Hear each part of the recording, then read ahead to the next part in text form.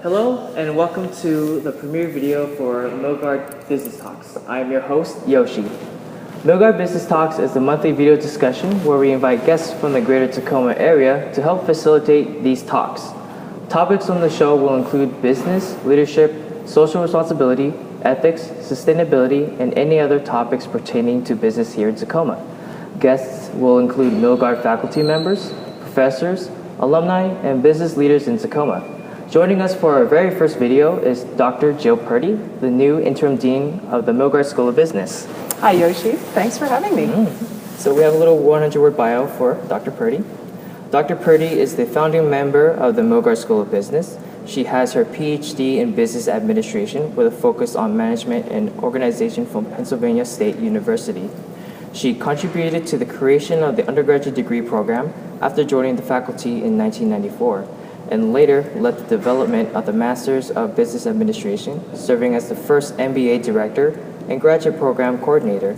She was the first director of the Center for Leadership and Social Responsibility and also has served in various roles at the campus level.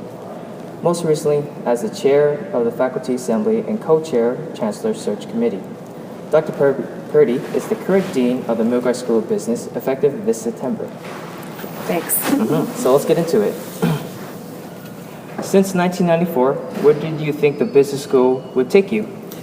When I started at the business school, it was brand new. There were just 5 faculty members and a few hundred students, and so I really didn't know where it was going to go. But I was excited about the possibility because there are not that many opportunities in life to start a brand new business school and at a campus of a fantastic university. So I really couldn't have predicted where things were going to take me, but it's been exciting. I don't think I would have, if you had asked me then, I don't think I would have said I would stay for 21 years, but it's been a different school over those time periods. It started off very small, it's grown, it's become a major force in the community, and it's been exciting. How did you go about winning that Distinguished Community Engagement Award? Well, Joe Lawless and I were honored last year with the campus's Distinguished Community Engagement Award. And that was based on a class that we created for the Center for Leadership and Social Responsibility on board governance. Governance is kind of a hot topic. You heard about it in finance and accounting in terms of corporate scandals and those sorts of things. But it's a really important issue from the perspective of leadership as well, and how business and other kinds of organizations are led by their boards.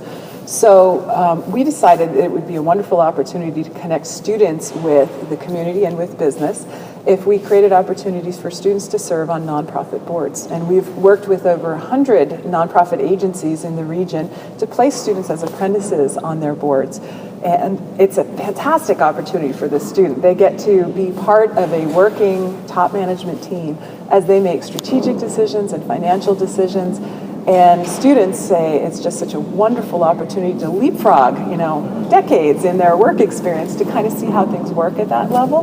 But we also wanted to structure it so that it wasn't just a great learning experience, but it was a benefit to the community.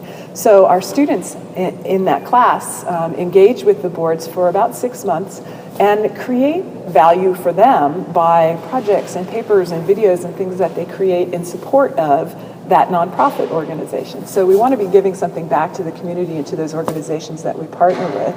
And the overall goal, and I think perhaps this was a key force in winning the award, was that we're really trying to build the community and build the assets and value of the human resources in the community so that we are building the next generation of great leaders, whether they're business leaders or nonprofit leaders, that we've got students who are graduating that have a really high caliber set of skills and knowledge that they can put to work right away in any kind of business.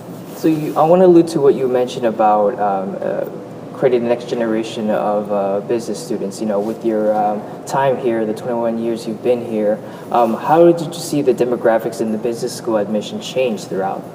It has changed quite a bit. In the earliest years of the campus, we only had junior and senior years of college. So all of our students were transfer students that were coming in from our terrific partner community colleges. And most of our students were probably in their 30s, already had a career, may have had an associate's degree, but stepped away from college at some point, so they were coming in to finish a bachelor's degree. So a very different demographic than what we have now. The university has offered freshman and sophomore years for a while now, so we have a complete 4-year degree program. And we're, of course, attracting more students right out of high school. And so we've shifted from, say, mid-30s, and I would say it was female majority, to be a little bit more balanced. And we have students who range anywhere from 17 up through, I had a student who was, I believe, 86, who wanted to come back to school and finish a degree that he had to abandon some 60 years earlier. And it was really exciting to see that mix of folks in the classroom. And we continue that today, although I would say our average student is maybe about 24 or 25 now.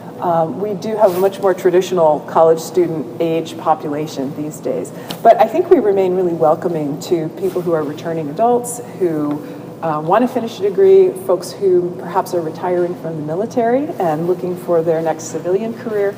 So that mix in the classroom is just so fantastic, and people seem to get along really well and develop friendships outside of their age groups and work and develop their assets and realize their own strengths, but also draw on other people's strengths. And I think that's one of the things I love about teaching here, being involved here, is that we're really part of the fabric of the community, and we look like the community in many ways in terms of our diversity and the representation of different groups at the campus. What are some objectives you want to prioritize as the interim dean here? Well, I think we've got some things that we've developed in recent years that are really exciting that need to grow and be supported. And so one of them is the Freshman Direct program, which allows us to attract top-level high school students from the region and admit them directly to the business school. And we've been so successful at that program. We want to be able to provide more scholarship support for those folks. Other kinds of student engagement opportunities where students, all of our students, have the opportunity to do internships, apprenticeships, create connections for them to work with the community. And that applies to faculty as well, where faculty connect with the community, do research projects for the community, and involve students in those research projects. All of those things I think are really important to turning out the top quality student and graduate that we really want to have. Another priority would be at the master's level. We've been fortunate in being able to add a few master's programs in recent years, the Master's of Accounting, which is attracting students internationally, as well as the Master of Cybersecurity and Leadership, in which we partner with the Institute of Technology. And I think that is an incredibly important program given the risks that are attached to cybercrime and some of the data breaches that we've had. And I think I'm safe in saying that we're on the cutting edge with that. We've got one of the top programs in the country on that. And so we want to continue to develop and build that program. I would say an exciting opportunity for us is in the area of technology that I think I'd like to see us develop more and grow and be one of the top schools out there with respect to our use of technology. One of the strengths, as I mentioned earlier, of UW-Tacoma is that personal connection where faculty are connected to students. And I think that really enhances the learning opportunities, but technology can play a role with that. So we're not going to become an online university, but we can use a lot of online components to support learning and engage with our students in the way that they've become accustomed to learning. And I hope to see that developing as we move forward as well. Well, this wraps up our very first video for Milgard Business Talks. Again, this is our guest, the first one on here, the Dr. Jill Purdy, the Interim Dean of the Milgard School of Business. Make sure to comment, rate, and subscribe to the channel's video content for monthly updates and more videos on Milgard Business Talks. And again, this is us calling off now for today. I am your host, Yoshi, and again, our first guest, the Interim Dean of the Milgard School of Business, Dr. Jill Purdy. Thank you for being here. Thank you, Yoshi.